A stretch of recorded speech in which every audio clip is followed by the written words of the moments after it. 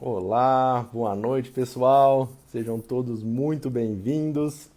Estamos dando sequência à nossa série de lives aqui pela Bem Te Quero, a série que se chama Bem-vinda Longevidade com Qualidade. Eu sou Vinícius Faria, cofundador da Bem Te Quero 60 Mais, juntamente com a Júlia, minha esposa. E para a gente é uma alegria muito grande dar sequência a essa série de lives, poder apresentar para vocês o que é a Bem Te Quero, quem são os profissionais que estão com a gente na Bem Te Quero, e aí então realizar o nosso maior propósito, que é fortalecer essa nova geração de maduros que sabe o que quer, sabe o que pode, e através da Bem Te Quero a gente tem conseguido fazer isso. Hoje a gente tem um convidado super especial que já está chegando por aqui, o Dr. Paulo Pacola, oftalmologista, já apresento mais sobre ele, e que vai falar com a gente sobre saúde ocular, ou saúde dos olhos, após os 60 anos. Bem, para quem está chegando agora, vou explicar um pouquinho o que é a Bem Te Quero. Nós somos uma startup, né? A gente começou a funcionar agora em maio de 2021 e o que a gente faz é então fazer uma curadoria dos profissionais, né, que são especializados no atendimento a pessoas com mais de 60 anos, que levam um serviço de excelência de alta qualidade, e a gente reúne esses profissionais numa plataforma, num site da internet, de maneira muito intuitiva, em que você pode encontrar esses profissionais e os serviços que eles oferecem de uma maneira bem prática e fazer o agendamento direto por ali. Então a gente quer que vocês percebam, né, o quão confiável, o quão fácil é de usar o site e a qualidade dos profissionais que estão lá, que estão prontos para atender vocês. E a gente, a cada quarta-feira, tem feito uma live então com cada um desses profissionais para que vocês possam conhecer um pouquinho do trabalho de cada um e também pegar aqui dicas valiosíssimas de como cuidar da saúde, de como cuidar do bem-estar. Bom, como eu vinha dizendo, então hoje Dr. Paulo Pacola está aqui com a gente, ele já chegou, daqui a pouquinho ele já vai se conectar aqui conosco. E é uma história interessante porque tanto eu quanto a Ju, a gente acredita muito nas energias que regem as coisas, né, que acontecem no universo, como é que as coisas vão se conectando umas com as outras. O pai do Pacola aqui também era oftalmologista do meu pai. Eu, se não me engano, também quando criança já estive em consulta com ele. E depois na faculdade de medicina fui ter contato com a família do Pacola que tem lá em Londrina também, tem oftalmologista e farmacêutica, são professores lá da UEL. E depois, voltando, né, vindo aqui para Ribeirão Preto, por coincidência, o Pacola e eu temos ainda, né, o nosso grande mestre Cajuru, o mesmo personal trainer, né? Então foi muita coincidência e hoje o Pacola é oftalmologista da minha mãe e uma pessoa muito legal que desde o início apoiou a ideia da Bem Te Quero, entendeu, né, viu todo o potencial que a Bem Te Quero tem e está apoiando a gente desde o início, a gente é muito grato a isso. E uma pessoa, né, também empreendedora, que tem uma visão de futuro, de gestão, é coordenador de um centro médico de excelência, vai contar aqui um pouquinho para a gente.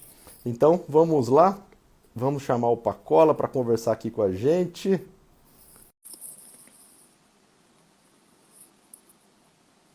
Alô, pessoal que está chegando, muito boa noite. Pacola, tudo bem? Tudo bem, e você, Vinícius? Boa noite a todos aí que estão entrando na nossa live. Eu queria Boa noite. agradecer esse convite, é um prazer aí estar batendo esse papo com você, Vinícius.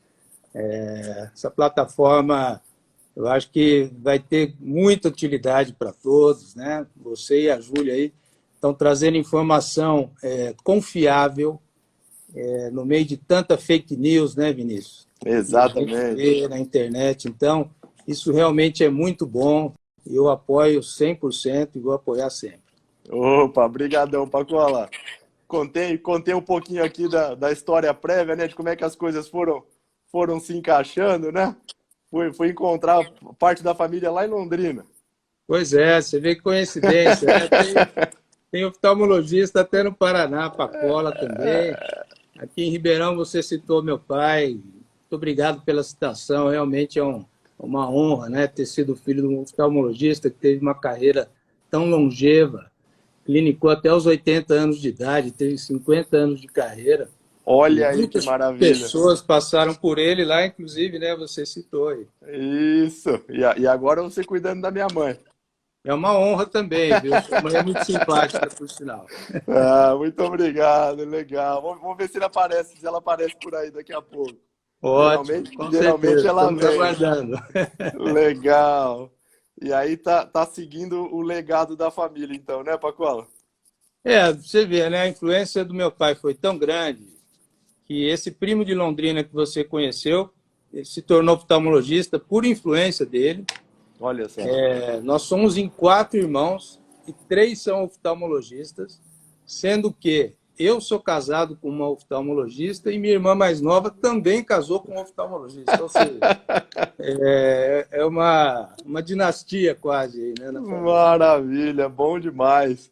E você se formou lá no Rio, né, na Federal Fluminense?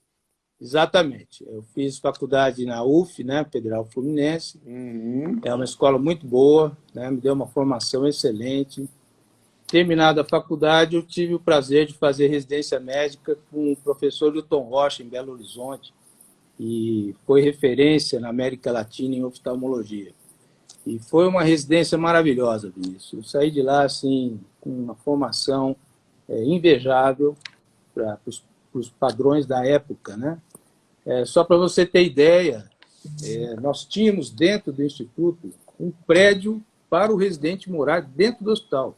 Olha só. Então, literalmente, era uma residência médica. Residência mesmo. Ipsis literis. E, então, você vivia oftalmologia 24 horas por dia. Tinha cirurgias de urgência na madrugada, transplante de córnea, pacientes traumatizados, né? E, ao longo do dia, cirurgias eletivas, um volume enorme de cirurgia. E a gente estava sempre ali participando, auxiliando, né? Como morava ali dentro, então a disponibilidade era muito grande. Isso é muito importante, o pessoal que está assistindo a gente, né? Às vezes não tem noção do quão importante é a boa formação de um profissional de saúde, de um profissional médico, de como isso influencia toda a vida, né? Não só profissional, mas pessoal, né? Exatamente. De continuar aprendendo, de continuar buscando um serviço de excelência, né, Pacola? É a base de tudo, né, Vinícius? Eu acho que uma boa formação acadêmica e na residência vai dar uma base para o profissional ter autoconfiança para se desenvolver. É lógico que você, como médico, tem que se aprimorar sempre, né? Até hoje eu faço cursos teóricos, práticos, sempre que possível, né? A pandemia agora limitou muito, principalmente a parte prática, né, Vinícius? Certo. Mas sempre que eu posso, eu vou em congressos no exterior, me inscrevo em wet labs, enfim, buscando novas técnicas, né? Sempre tentando aprender. Mas essa base inicial é muito importante, né? E a proliferação de muitas escolas médicas afeta um pouco essa qualidade de ensino, né, Vinícius? Mas, de qualquer forma, não assim, tenho dúvida. a gente tenta assim, manter o nível aí na medida do possível. E você já está recebendo vários elogios aqui, ó. Meu pai está acompanhando a gente. Minha mãe ainda não viu, mas meu pai já está aqui. Um grande abraço para ele aí. Aê! E aí você também se especializou, né, na cirurgia de catarata e, pelo que a gente já conversou, um tipo de cirurgia em que o uso da tecnologia faz bastante diferença, né, Pacola? Então, tá atualizado com isso, ter a tecnologia disponível. Conta um pouquinho para a gente como é que é o dia a dia aí. Bom, a minha formação básica é em segmento anterior do olho, né? Então, certo. Nós temos essa parte de segmento anterior do olho, nós temos a córnea, que é a lente externa do olho, né? A parte mais anterior do olho. Depois nós temos as estruturas do corpo ciliar, íris e o cristalino. Né? O cristalino é a lente interna do olho. Perfeito. Então, no final da residência, você tem que optar por uma subespecialidade médica dentro da oftalmologia. O conhecimento hoje é tão grande, Vinícius, que não dá para você fazer tudo. Né? Você tem, por exemplo, subespecialidades dentro da oftalmologia, como retina, segmento anterior, que é o que eu faço, glaucoma, neurooftalmologia, estrabismo, oculoplástica, enfim. a dama só vai aumentando, né? E, de qualquer forma, assim, o especialista em segmento anterior, 90% das cirurgias que ele faz, normalmente, ou são de catarata ou são de correção de grau, cirurgias refrativas, né? As famosas cirurgias a laser para miopia, hipermetropia e astigmatismo. Então, basicamente, o meu dia a dia, na clínica, no oftalmocenter, são as cirurgias de segmento anterior, córnea e cristalina, que é a catarata, né? Depois nós vamos falar um pouquinho mais sobre isso. E você também atua como gestor, né? Conta um pouquinho pra gente como é que é a atividade de gerir e de dirigir um centro médico de excelência.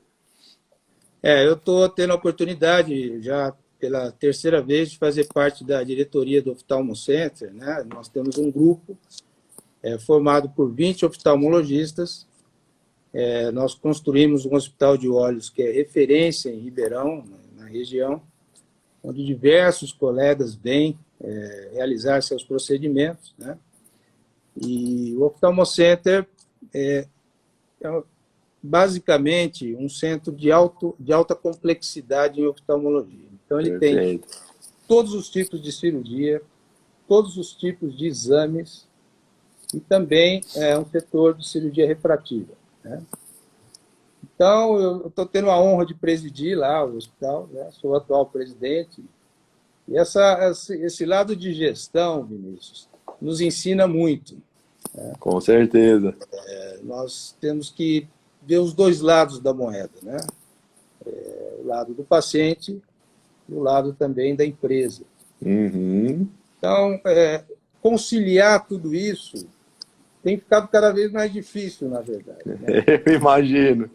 Então, você tem aumentos de custos, nós tivemos, né, a pandemia agora, que foi uma fase muito difícil de gerir um hospital que, de uma hora para outra, praticamente parou, né? Naquela fase mais crítica de abril do ano passado, nós praticamente fechamos as portas para cirurgias eletivas, que é o nosso carro-chefe. Então, isso foi um aprendizado muito grande, porque nós tivemos que adaptar a questão de jornada de trabalho dos funcionários, protocolos para os pacientes, enfim. Então, seguindo os passos e, graças a Deus, a coisa foi retomando, né? E fomos respirando. Felizmente, a empresa é muito saudável financeiramente, então Maravilha. já estava precavida para eventuais... Para passar esse tranco, né? Exatamente.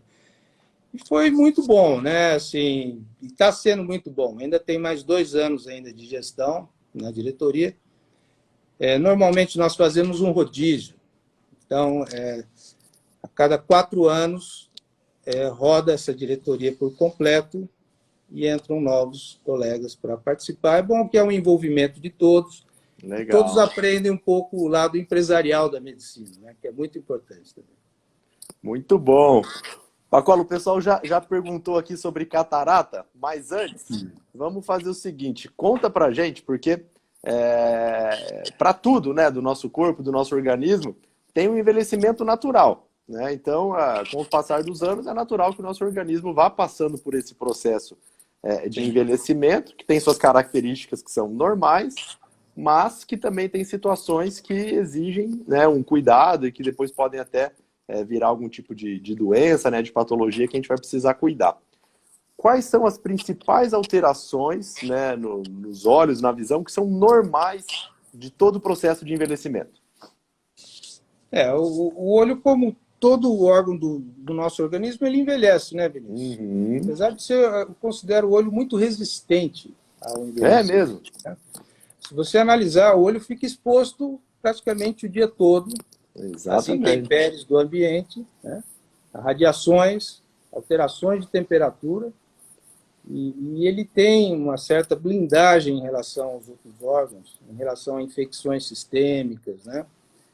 Então, o olho é uma estrutura extremamente resistente, e o que assim, a gente nota na maior parte dos pacientes, o primeiro sinal de envelhecimento é a perda da visão de perto nos quarentões. Perfeito. Isso aí é fatal.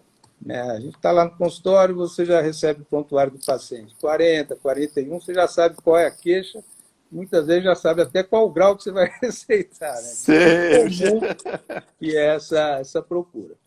Então, assim, o primeiro sinal que realmente o olho sente com a idade, com a meia-idade, é a perda da contração do cristalino, responsável pela nossa acomodação visual para perto, né?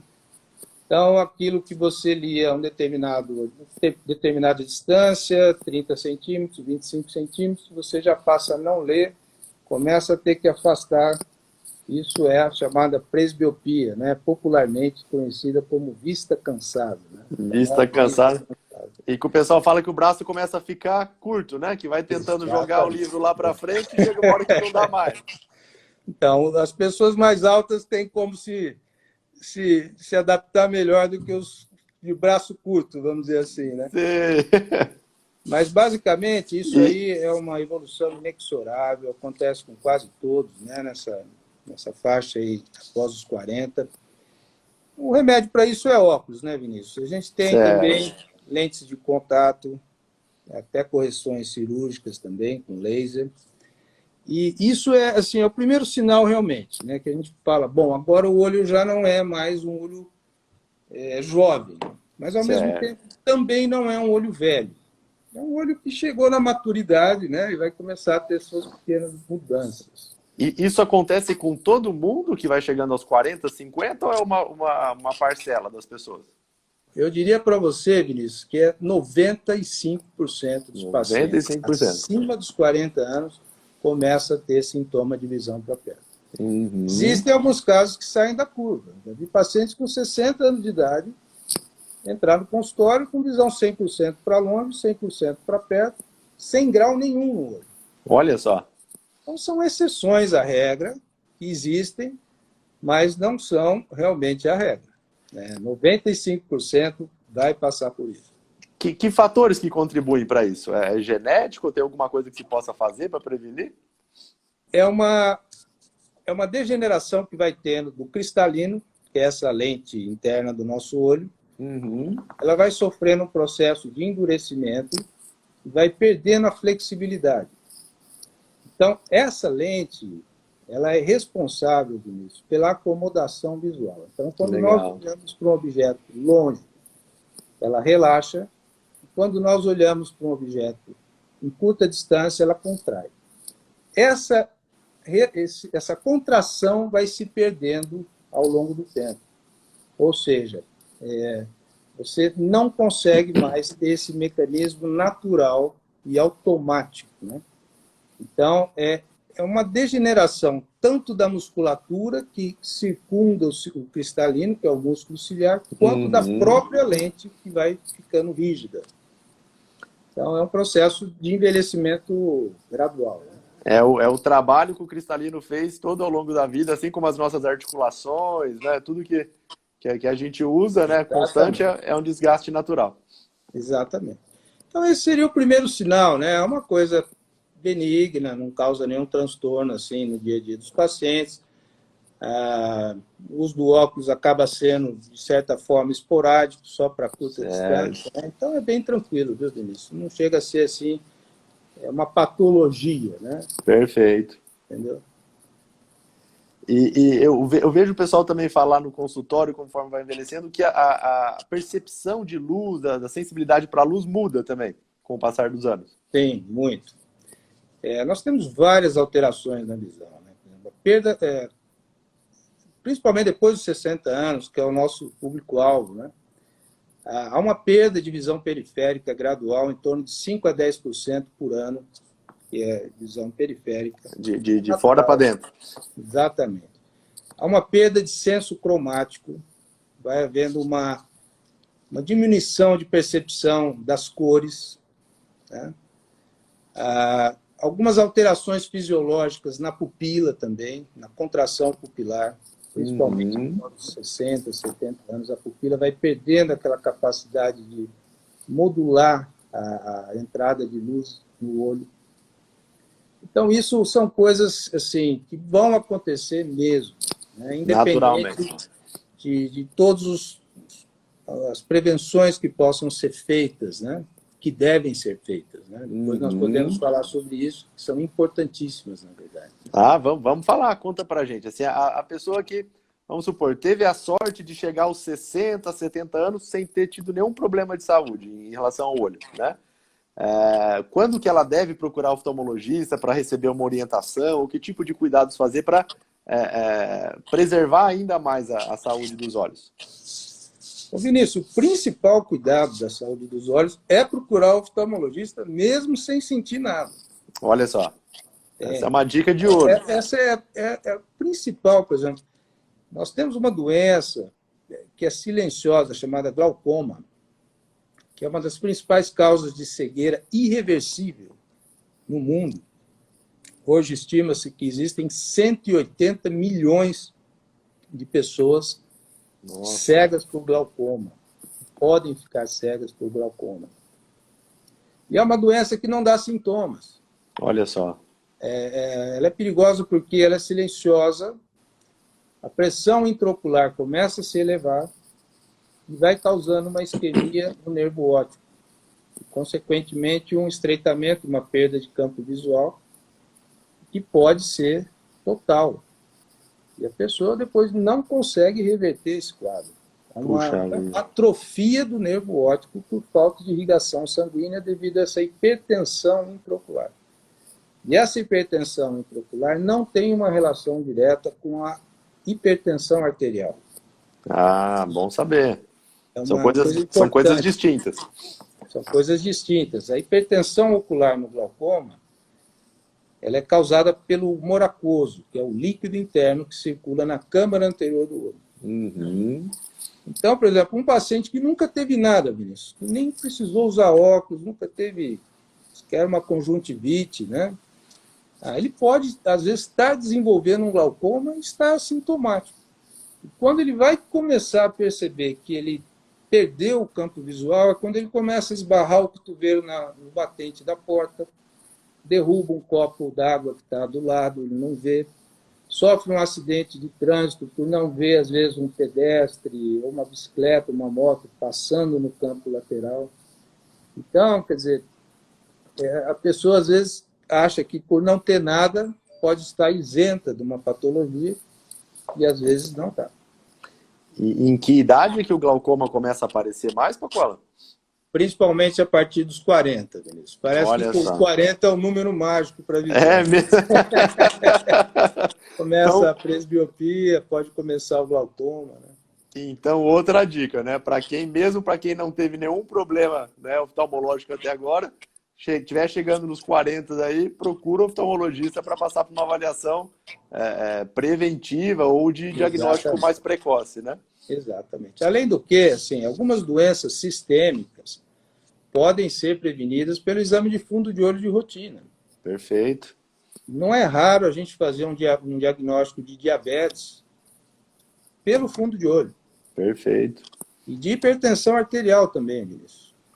Então, o paciente às vezes é assintomático, você dilata a pupila, vê a retina, vê os vasos sanguíneos da retina. Né? Essa é uma grande vantagem do olho. Quer dizer, o olho permite você fazer uma inspeção interna a olho nu. Você consegue ver o fundo de olho, uma visão direta. Né? São poucos órgãos que você consegue fazer. Sim, exatamente. Tem que ter que usar endoscopia, etc. Então, essa parte vascular do olho, ela sinaliza muitas doenças. Né? Infecções, até tumores, né? Já mais raro, mas principalmente diabetes e hipertensão arterial. E uma das partes do exame físico mais difíceis de aprender na faculdade, né? Fazer o exame do fundo de olho não é fácil, né? Mas quando, assim, geralmente na faculdade, eles ensinam a fazer sem dilatação. Né? Exato. E aí é muito difícil. Com a dilatação da pupila, fica muito mais fácil. Né? Depois você pega o jeito. Nós temos equipamentos de Full HD para ver o olho hoje. Né? Então, você tem câmeras. Olha só que legal. Se você tem dúvida, você congela a imagem ao vivo e analisa, mostra para o paciente. Né? Esses sistemas digitais agora de imagem são espetaculares. Muito bom. Tecnologia sempre ajudando a gente, né? Com certeza. Ó, sua paciente chegou aí agora. Dá um oi Ah, para ela. é? Ah, um grande abraço para ela. Dona Deise chegou aqui, Tudo ó. bem, Muito Deise? bem. Bom estar com vocês aí. Maravilha. E bastante gente perguntando. Gente, a gente vai tentar responder todas aqui só para a gente não perder uma sequência, porque é muito importante a gente falar dessa parte de prevenção, né, das alterações normais que podem acontecer com o envelhecimento. E a Ju perguntou se a exposição solar aumenta o risco da degeneração do olho. Ela perguntou aqui atrás, isso, do envelhecimento do olho. Sim, aumenta muito. Radiação ultravioleta, além de causar catarata precoce, também pode causar lesões de retina. Então, a radiação ultravioleta, tanto é que hoje, praticamente, todas as lentes que nós prescrevemos são com filtro absoluto para radiação ultravioleta, 100%. Mesmo que não sejam escuras, elas têm esse filtro já embutido na matéria da lente, né? No polímero. E outra coisa também que vale a pena citar, né, além da radiação ultravioleta, é a emissão de luz azul agora, de celular, computador, Perfeito. que estão no ambiente, né? Então, hoje, além do filtro ultravioleta que nós recomendamos para evitar essas patologias todas, a retina é a pior delas, esse filtro para radiação de luz azul, para esse espectro de luz azul, é fundamental, porque não se sabe ainda a longo prazo os efeitos disso. Existem alguns estudos in vitro, mas o uso assim, maciço de computador, de celular, ele é recente, se você for analisar. Exato. Smartphone, por exemplo, é uma coisa de uma década e pouco, né? E o tempo de tela que só foi aumentando, né? Então, Só aumentando. o que se usava 10 anos atrás de tela, né, é muito diferente de hoje. Muito né? diferente. O teleestudo e o teletrabalho agora, na pandemia da Covid, vem sendo um problema. Nós temos observado os pacientes com uma queixa frequente de aumento de grau, dor de cabeça, exatamente por esse excesso que teve na pandemia. Então, essa pergunta dela assim, é fundamental. Ultravioleta é a pior radiação que tem para o olho. E esse filtro, como é que ele é usado, Pacola? O filtro ultravioleta, normalmente, ele pode estar inserido na matriz da lente. Por exemplo, esse óculos meu. Ele é um óculos transparente, incolor, mas ele tem na matriz, no polímero da lente, filtragem ultravioleta. Entendi. Não precisa ser escuro, Vinícius, para absorver ultravioleta. Assim como essa luz azul também de computador. Então, eles já desenvolveram uma tecnologia que, na composição química da lente, você tem como absorver essa radiação. E isso para quem usa óculos, então. Para quem não usa, ainda não tem nada que possa ser feito. Comprar pelo menos um de sol, né? Que são os momentos que você se expõe mais. Por exemplo, praia, dentro do carro, andando na rua, praticando esporte ao ar livre, trabalhadores rurais, por exemplo, né? A gente vê muita lesão em trabalhadores rurais por problema de radiação ultravioleta. Entendi. Então, assim, é recomendável. Aliás, hoje nós recomendamos que as crianças usem, Vinícius. Então, assim, algumas crianças, às vezes, que eu consulto, que se expõem muito, têm atividade ao ar livre excessiva, eu já peço para a mãe, olha, põe um óculos nela, porque isso vai gerar um benefício lá na frente. Legal, estou já pensando desde criança. E falando em criança, Pacola, uma pergunta, se criança com diabetes tipo 1 precisa fazer o acompanhamento com oftalmo também, desde criancinha? Qual que é a recomendação? Precisa, Vinícius. O diabetes tipo 1 é o que mais causa problema para a retina. Certo. Porque o paciente vai conviver com diabetes insulino dependente por muitos anos. Uhum. E a incidência de retinopatia diabética, após 15 a 20 anos de doença, começa a ficar alta. Entendi. Então, assim, se for um diabético bem compensado, demora mais para surgirem as primeiras alterações. Uhum. Mas uma criança que ficou diabética, por exemplo, antes dos 10 anos de idade, a chance da criança aos 25 anos de idade já ter problemas graves na retina é grande. Mas, felizmente, isso vem melhorando muito. Ah, que bom. O tratamento da retina, quanto o próprio controle do diabetes, vem trazendo melhor prognóstico para esse estado. Ao contrário do idoso. O idoso geralmente fica diabético por volta dos 60 anos e é um diabetes mais brando. Sim. Então, para começar a ter problemas na retina, né, que é a retinopatia diabética, que é uma causa de cegueira enorme no mundo, é muito menos frequente. Porque geralmente o idoso vai no oftalmologista, faz um controle melhor, frequenta o médico, enfim. Um adolescente, você controlar um adolescente diabético não é fácil. Não é, né? É complicado.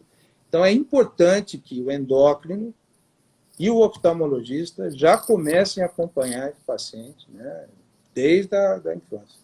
Desde novinho. Mais uma dica valiosíssima que a gente está falando de todo um processo de vida aqui, né? Do envelhecimento. Então, cuidar isso o mais precoce possível, com certeza vai ser benéfico lá na frente, né? Com certeza. Bom, gente, a gente falou aqui das alterações normais do envelhecimento, o que é esperado, o que é normal, alguns fatores de prevenção. Mas aí tem vezes que não tem jeito, que mesmo fazendo tudo que é possível, algumas coisas vão aparecer, né, Pacola?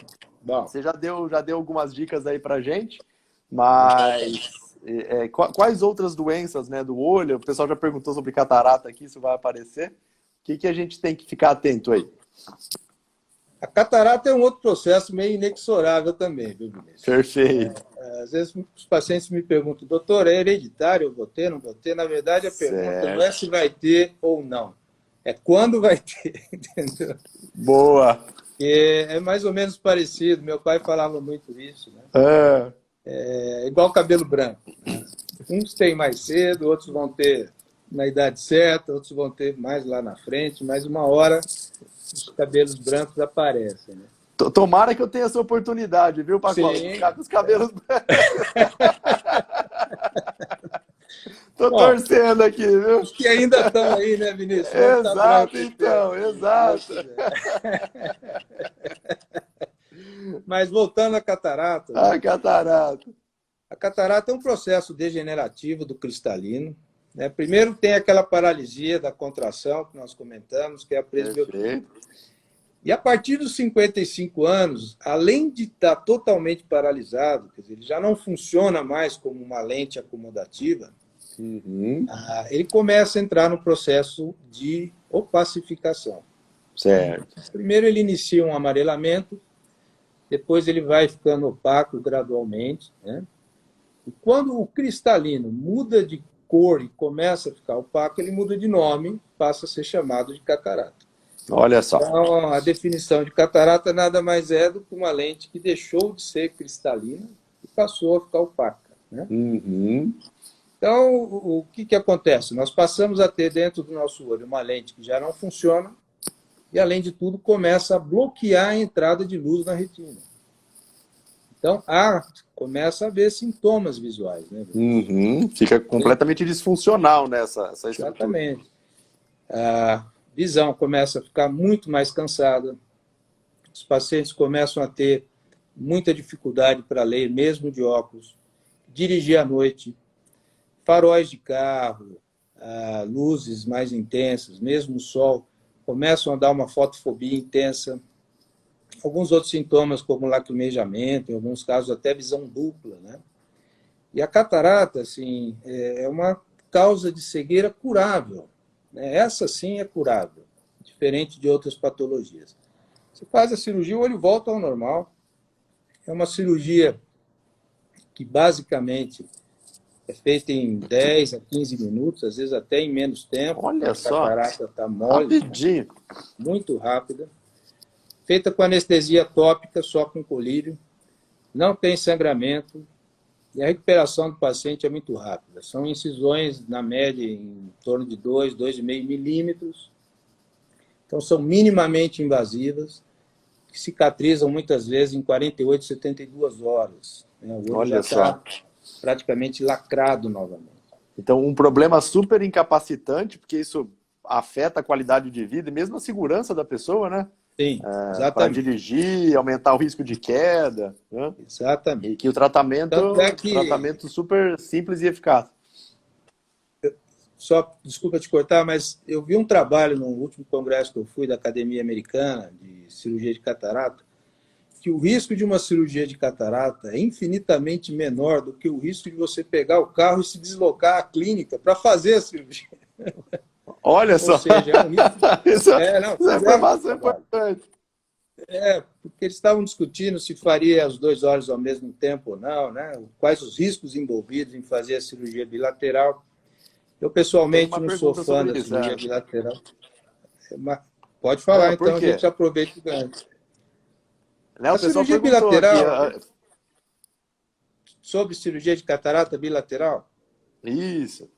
então, a cirurgia, a gente, por prudência, Vinícius, seria ideal fazer em dias alternados. Uhum. Porque, por menor que sejam os riscos, por mais segura que seja a cirurgia, você tem como remediar. Né? Um caso, Perfeito, por exemplo, de uma infecção, o perfeito. paciente sofreu uma queda e sofreu um traumatismo. Se você tem os dois olhos ao mesmo tempo recém-operados, você pode expor Uhum. a visão da pessoa a um risco desnecessário. Mas isso na cirurgia de catarata, que é uma cirurgia invasiva, Certo. que vai mexer dentro do globo ocular. Agora, cirurgias externas, por exemplo, como a cirurgia refrativa, que nós fazemos a correção das miopias, etc., essa nós fazemos simultânea, no mesmo dia. Porque aí se trata de um procedimento externo que não vai ser invasivo ao globo ocular. Então, assim, existe uma corrente, muito poucos oftalmologistas fazem simultâneo. Mas isso é uma discussão assim que vai horas, né? Mas esse trabalho foi interessante por isso, porque eles estavam, um dos que advogam a favor da cirurgia bilateral de catarata simultânea, dizendo que o risco entre acontecer uma intercorrência em qualquer um dos dois olhos é menor do que o risco de ir e voltar duas vezes para fazer a cirurgia no trânsito. Né? Então, Olha esse só. trabalho foi interessante. Eita. Então fica esse contraponto aí. Exato. Agora, só para finalizar, né, sobre a catarata, que eu acho que que é a principal causa de baixa visual na terceira idade. Então, todos os pacientes com mais de 60 anos, e aí eu estava até vendo algumas estatísticas, 50% das pessoas poderá desenvolver catarata entre os 65 e os 74 anos. Então, você vê metade da Olha população só. provavelmente vai desenvolver catarata nessa faixa etária, Vinícius. Então, você imagina o volume de cirurgia que é feito no mundo. É a cirurgia dentro da medicina mais feita no mundo. É a catarata. E olha só, e numa faixa etária, né, que hoje, e cada vez mais, é isso que a gente, né, quer que aconteça mesmo aqui na Bentiquera, que é uma faixa etária que as pessoas estão altamente produtivas, né? Exatamente. E com perspectiva aí, como você disse, né, seu pai trabalhou até os 80, né? Sim. Então, imagina, e cada vez mais isso está acontecendo. A gente quer que as pessoas, né, tenham uma vida produtiva aí, uma vida com qualidade. Exatamente. Então, se isso, né, começa a ser atrapalhado ali por volta dos 50, buscar, né, o diagnóstico e o tratamento precoce é fundamental, né, Pacola? Perfeito, com certeza. E me fala uma coisa, você falou do quão seguro, né, e eficaz é a técnica cirúrgica, e a gente já conversou também dos aparelhos que você tem disponível, né, que você usa no seu dia a dia para operar no oftalmocenter. Eles são aplicados na cirurgia para catarata, e eles têm uma diferença aí em relação à segurança, à recuperação? Sim. Qual que é o impacto disso? Hoje nós temos equipamentos que já fazem as incisões a laser, Vinícius. Então, Legal. você tem condições até de abolir bisturis em cirurgia. Né? Olha Você só. acopla o olho num equipamento que ele faz as aberturas na periferia da córnea para você acessar a catarata. Depois que você entrou na câmara anterior do olho e vai acessar a catarata, nós temos os equipamentos que vão dissolver a catarata e, ao mesmo tempo, aspirar. Então, é um processo que você faz todo dentro do olho. Entende? E esses equipamentos mais modernos, eles têm um controle eletrônico de fluídica, para você ter ideia. Então, A pressão de irrigação de líquido, de aspiração dentro do olho, ela é controlada eletronicamente durante o processo. Puxa vida. O aparelho tem sensores que identificam se a pressão do olho está aumentando muito ou abaixando, e ele se regula automaticamente para não ter nenhum processo de colabamento da câmara anterior ou de hipertensão do olho durante a cirurgia. Então, isso aumentou assim, brutalmente a confiança do cirurgião em indicar uma cirurgia, que antes às vezes ficava receoso, né, com equipamentos mais antigos, e a segurança para o paciente. Né? O paciente, geralmente, 2, 3 dias, ele já quer fazer outro olho, já está perguntando quando vai ser feito. E além dos equipamentos, né, que são espetaculares, outra coisa que avançou demais são as lentes que são implantadas. Ah, que legal. Na verdade, a cirurgia de catarata, Vinícius, é uma troca de lentes. Perfeito. Vai substituir a natural, que pacificou, por uma artificial, que vai acompanhar o paciente até o fim da vida. Essas lentes não sofrem desgaste antes de 100 anos. São polímeros que duram muito tempo. Pena que a gente, às vezes, não vai usar tanto tempo a lente, né? Pois é, mas essa, né, de a gente se operar, né, com 50 e ter uma expectativa aí de mais 40, né, já está se falando aí em 130 anos de vida, então vai precisar usar lente, às vezes, por uns 80 anos.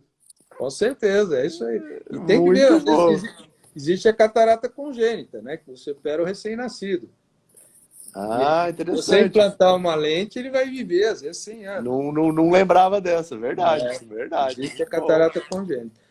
Mas voltando às lentes intraoculares, né? Certo. Essas lentes, elas são espetaculares, porque elas são flexíveis, elas entram no olho dobradas, por uma incisão mínima, e dentro do olho elas expandem e se encaixam exatamente no arcabouço que segurava o cristalino.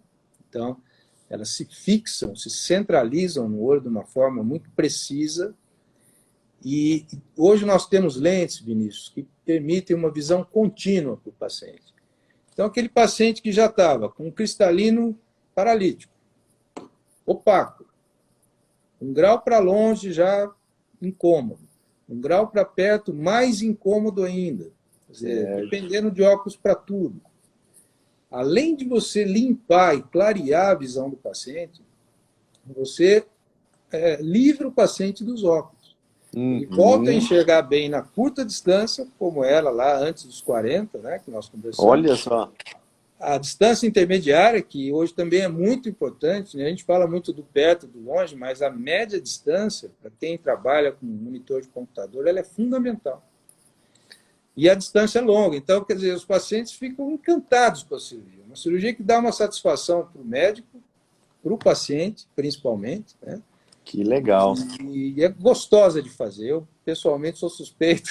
A gente faz aí centenas de cirurgias. Olha, eu vou me corrigir. Eu tinha, né, pela questão do tempo, que você falou que é uma cirurgia que às vezes dura 15 minutos, mas que de simples não tem nada. É uma cirurgia complexa, que envolve habilidades, tecnologia. Né? Exatamente. Ela se simplificou pela alta tecnologia que ela oferece. Que legal. Mas o treinamento, por exemplo, na residência para fazer uma cirurgia de catarata é longo. Um residente tem que fazer, às vezes, aí, centenas de cirurgias para ir com uma experiência razoável. Né? A curva de aprendizado não é tão rápida. E muitas pessoas não têm habilidade nisso. Isso aí é igual quando separa as especialidades na faculdade. Né? Tem gente que vai ser clínico, tem gente que vai ser cirurgião. É o perfil do profissional. Né? Tem pessoas que não conseguem fazer, se estressam muito durante uma cirurgia, porque é uma responsabilidade muito grande. Né? Você mexer com um olho, com visão, você tem realmente que ter um treinamento, uma segurança, estar bem respaldado com equipamentos de ponta. E mesmo fazendo tudo, às vezes você se expõe a alguns riscos em casos mais difíceis. Né? O paciente não tem só a catarata, tem outras comorbidades de retina, diabetes, glaucoma, doenças de córnea, né? Então vai dificultando. Isso é legal a gente falar. Tenho certeza que A gente teria aqui espaço de um dia inteiro para falar de catarata, né? E o pessoal, de fato, tava muito curioso para saber. Mas aí você me fez lembrar aqui, né, de duas coisas importantes. De que doenças sistêmicas, né? A gente já tinha falado um pouquinho de diabetes e pressão alta, machucam o olho, né? Interferem na saúde do Sim, olho. E aí você falou da mácula, né? Da degeneração macular, que é uma outra coisa também que gera muita curiosidade e que é uma coisa que está diretamente relacionada com o envelhecimento, né? sem dúvida. É um outro grande problema, viu, Vinícius? A longevidade está trazendo um aumento exponencial de degeneração macular. Ao contrário da catarata, que vem um pouquinho mais precoce, ela vem um pouquinho mais tardiamente. Ela não é tão frequente assim por volta dos 60 anos, normalmente Perfeito. mais por volta dos 70, um pouquinho para frente, né? E existem basicamente dois tipos de degeneração. Uma que é mais lenta, que é menos agressiva, normalmente é tratada só com antioxidantes, complementos vitamínicos, alguns oligoelementos, sais minerais, etc. E existe uma forma mais agressiva, que é a forma exudativa, que forma uma membrana na mácula e bloqueia a visão, às vezes, num curto período de tempo. Puxa vida. Felizmente, né, esse processo degenerativo, tanto o lento, que é a chamada degeneração seca, e a exudativa, tem melhorado muito a forma de tratar. Principalmente a exudativa, que antes não tinha o que fazer, a pessoa perdia a visão de uma forma dramática, às vezes num curto período de tempo, ficava incapacitada, não dirigia, não fazia mais nada. Agora existem, né, substâncias que dissolvem essa membrana neovascular que Olha existe na só. mácula e desbloqueiam dessa forma a visão. É como se fosse um tratamento contínuo, tipo uma quimioterapia, porque essa membrana Uhum. ela regenera depois de um tempo, você tem que refazer a droga. E o tratamento, Vinícius, ele é realizado com injeções intraoculares. Então, você, como eu falei, o olho é muito protegido, né? É um órgão Uhum. protegido. As medicações biorais, assim, elas não penetram bem no olho. Então, para ter uma eficiência grande, esses medicamentos são injetados diretamente no segmento posterior do olho, absorvidos pela retina, e o paciente às vezes tem uma melhora de visão assim surpreendente, volta a ter às vezes uma visão normal mesmo. Olha que fantástico. Eu não sou retinólogo, mas sou casado com uma retinóloga, Pois é, então então. eu tenho alguma experiência aí, né, caseira. Mas são pacientes assim que melhoram muito. Aí eu entro até na questão sua, né, que é a questão de humor, né? Os pacientes com Sim, degeneração macular sim. geralmente são os mais deprimidos que tem. Eles entram no consultório, já passaram por diversos médicos, não conseguiram uma solução do problema, ficam desenganados, querendo uma solução milagrosa, esperando que a medicina faça, às vezes, uma descoberta, né? Mas, enfim, tem melhorado muito. O tratamento precoce é fundamental, fundamental. E a prevenção, né? Hoje, por exemplo, qualquer sinal de início de degeneração já tem que entrar com antioxidantes, complementos, suplementos, pigmentos, principalmente luteína, zeaxantina, as vitaminas antioxidantes de maneira geral, né? Os oligoelementos, zinco, magnésio, enfim. Isso consegue equilibrar o metabolismo e segurar o processo. Consegue segurar. E reforça pra gente, Pacola, quais são os primeiros sinais que a gente tem que ficar atento?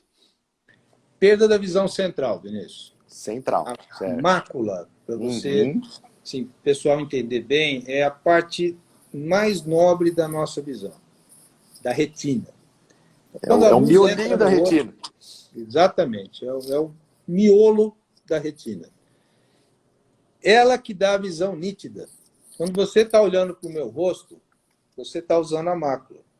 Tudo que você vê na periferia é retina periférica. Somente aquela pequena região central da retina é que dá essa visão de alta definição. É a chamada visão central, é a visão de detalhes, né? A visão que nós temos na periferia é uma visão grosseira. Você consegue ver, mas você não consegue ter a mesma definição. Então, o Uhum. primeiro sinal, o primeiro sintoma que o paciente tem é começar a ver um borramento aonde ele foca. Então, é como se você estivesse olhando para o meu rosto e o meu rosto estivesse curvo e tudo que está em volta está mantido normal. Então, vai havendo uma deformação das imagens. Às vezes a pessoa olha uma linha reta e ela vê essa linha deformada, é chamada metamorfopsia. Não consegue ler mais letras pequenas, não consegue fazer trabalhos manuais que envolvam precisão. Sim. Então limita muito, né? Porque você perder a visão de nitidez, praticamente você não faz nada, você não lê. Pois é. Então é muito difícil, é uma patologia que judia muito do paciente. E isso que você comentou, né, da depressão, e vejo, né, com a perda visual como um todo, né, como isso traz ansiedade, apreensão, e atrapalha muito também na questão cognitiva, né, porque acaba diminuindo a interação. Então a pessoa deixa de explorar o ambiente, né, às vezes de participar de situações, não consegue ler, não consegue assistir as coisas e começa a ter um declínio de memória, de raciocínio. Perfeito. Então, um outro motivo aí para aumento do risco de queda, né? Então, para se cuidar. Nós encaminhamos muitos pacientes para a psiquiatria, para tentar melhorar isso daí, né? Porque chega um ponto que precisa de um apoio profissional, né? Perfeito. E perguntaram também, Pacola, tem um fator genético para degeneração macular? Tem. São duas doenças básicas aí que tem um fator genético muito forte, viu, Vinícius? Um é o glaucoma. O glaucoma tem um componente familiar importantíssimo. Certo. E a degeneração macular também. Então, quando há algum caso na família, nós já iniciamos uma triagem imediata. Esses exames são feitos de uma maneira mais especializada. Então, por exemplo, a minha irmã tem degeneração, a minha mãe teve, meu pai teve. Então, aí já, além do oftalmologista geral, ou eu, no meu caso, do segmento anterior, a gente já coloca um profissional de retina para acompanhar esse paciente. Hoje nós temos exames que fazem a tomografia das camadas da retina, né? Que é a tomografia de coerência óptica. Então dá para você ver as membranas, as camadas da retina de uma forma muito bem definida. E o retinólogo já tem experiência em saber se essa degeneração vai evoluir rapidamente ou não, e já começa um tratamento precoce. Então existe, infelizmente, um componente familiar hereditário. Entendi. Muito bem. Bom, gente, a gente tá chegando no nosso horário aqui, se é que já não passamos, mas foi, olha, uma conversa muito bacana. A gente, para quem chegou aqui para o final agora, eu vi que bastante gente chegou. Sônia, boa noite. De que a gente falou então da importância da visão para a qualidade de vida e de como é que os problemas da visão afetam, né, no nosso dia a dia, da importância de o quanto antes ter um acompanhamento oftalmológico, mesmo para quem nunca sentiu nada, para trabalhar, né, preventivamente, e de quando aparecer alguma coisa, de como procurar um oftalmologista, né, que tenha uma excelente formação, que tenha tecnologia disponível para oferecer os melhores tratamentos, de como é que isso vai contribuir significativamente para ter um desfecho melhor. É isso, Pacola? Perfeito, Vinícius. Você resumiu muito bem, né? Assim, falar de patologia, a gente ficaria aqui uma semana e não esgotaria o assunto, né? Mas eu acho que nós pincelamos as principais, né? Que é o glaucoma, a degeneração macular, a catarata principalmente, que são os carros-chefes aí da terceira idade, né? Isso aí é o dia a dia nosso. E eu acho que, assim, tentamos transmitir numa linguagem bem fácil, né? Bem acessível, né, Vinícius? E foi. Entender. E foi muito bom. Acho que vai ajudar muita gente aí. Vamos fazer outras no futuro. Com certeza. Estamos aí à disposição. E é importante, aquilo que eu falei no começo, né, Vinícius? A gente está vendo muita coisa aí na internet, pessoal recomendando exercício físico para curar determinada doença que não cura, né? Olha só. Isso às vezes acaba lesando a pessoa. Venda de suplementos que às vezes não tem nem registro na Anvisa, enfim. Isso nos preocupa muito e a sua plataforma eu acho que vai ser fundamental para trazer informação, credibilidade e fidedigna. Isso é um problema que a gente tem atravessado pela saúde como um todo, né? De caminhos fáceis que aparecem, de soluções milagrosas e que, de fato, às vezes tem um apelo muito grande, mas de que a gente poder contar com profissionais que são, né, bem preparados, né, e que tem tudo disponível para trazer esse atendimento realmente de qualidade e sem enrolação, né, Pacola? Sem Então, dúvida. Isso aí. a gente tem isso como missão, né, e para a gente é uma alegria enorme contar com você na plataforma, né, e de que as pessoas sabem que a gente está fazendo um trabalho aqui por trás muito grande para selecionar os melhores profissionais. A gente fica muito feliz quando um profissional do seu gabarito, né, uma pessoa como você, topa participar disso com a gente e desde o começo e topar participar aqui da live e trazer esse tipo de informação. E eu tenho certeza que está cheio de gente querendo saber como é que vai fazer para marcar a consulta com o Dr. Pacola. Bom, aí, Vinícius, é só entrar na BenchCare, tem meus Isso contatos. aí! Mas, enfim, aí a gente é só procurar no Google, aí tem várias informações que podem também disponibilizar aí para os interessados, né? Não é difícil, Muito não. bom, maravilha. E, ó, Gente, muito obrigado, viu, lá na pelo BenchCare, convite. Foi um pra gente é um prazer aí prazer. participar com vocês. Bom demais. Lá na BenchCare, quem quiser encontrar o Dr. Pacola, vai lá nos botões da primeira linha, que é Mais Saúde e Bem-Estar, vai procurar o botão Enxergar e Ouvir Melhor. Clicando lá, vai estar disponível explicando tudo certinho, como é que é o atendimento do Dr. Paulo Pacola e consegue agendar a consulta diretamente por lá. Perfeito, é isso aí. Pacola, um É isso grande aí, abraço. Vinícius. Muito Brigadão. obrigado, viu? Foi um Boa bate-papo noite, muito pessoal. gostoso aí com vocês. Dá um Muito abraço na Júlia aí, obrigado. na sua mãe também, viu? Dou sim, brigadão. Até a Tchau, próxima. tchau. Tchau, tchau.